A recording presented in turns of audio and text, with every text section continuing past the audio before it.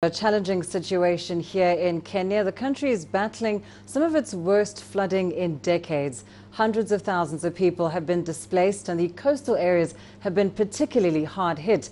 In fact, more than 60,000 people have been displaced in Tana River County and more than 200,000 countrywide. Schools have been shut, farmland has been destroyed, and so far authorities and aid agencies have set up 180 camps for the displaced, but there are rising fears of an outbreak and disease or worse.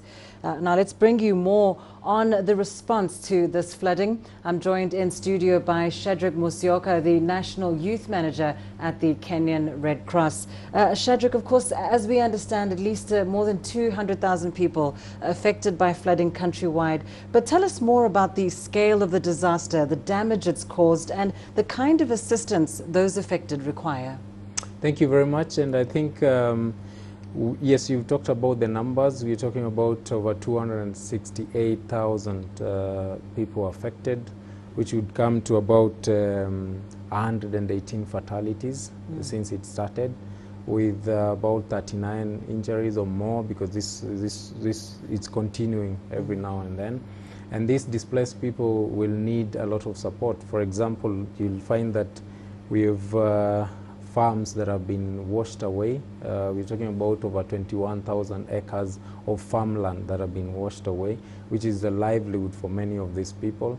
And these people need immediate needs as well as the long-term needs that they will need to recover from this. The first one is, of course, they need shelter because they have been able to move from their areas where they are staying.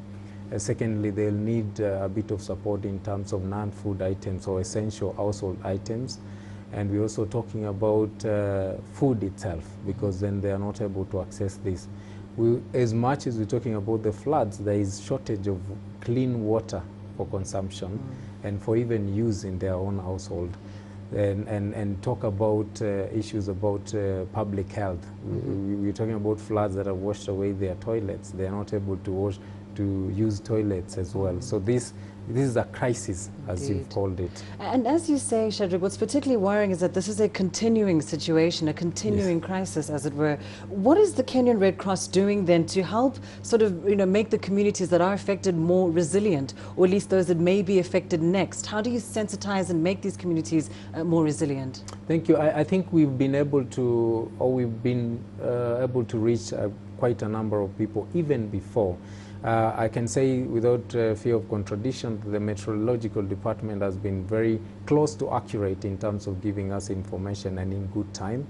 And we've been able to disseminate this information. Previously, we were able to get free SMSs, so we would select a certain area, for example, in Tana River, where we know how the river goes and where people are affected.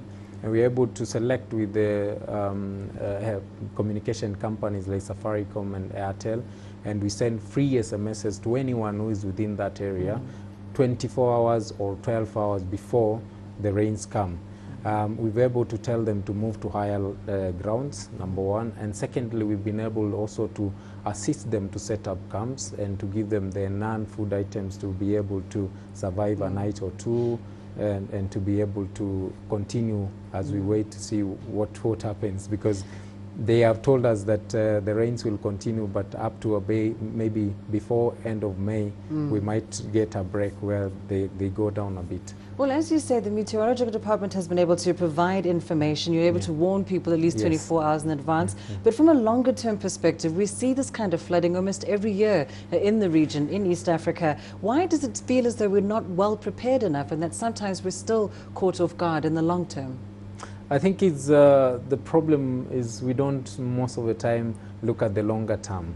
The population wants quick wins, things that come very fast, and some do not even allow the leaders to invest in longer term projects because they feel that maybe it's not going to help them, it's not working. Because, for example, the areas we're talking about like Tana River, Garissa, they have been experiencing a lot of drought for the longest term. And therefore, when you talk about flooding that is going to take away most of their farmland, their animals, it could be looking like far-fetched. That would be one. two, also, I think they are short-sighted in terms of leaders who are not really committed to solve longer-term problems. And I think this is something that needs a longer conversation, because for example, it's not a one-off solution that you need. It's a longer-term investment of change of mindset, and as well as structural things. For example, borrowing from the Dutch, they have played around with water for the longest time. Thank you so much, Shadrach. Unfortunately, and then we can see how we can deal with this. Those long-term solutions are key. Of course. We'll have to leave it there. Thanks very much, Shadrach Musyoka, in studio with us.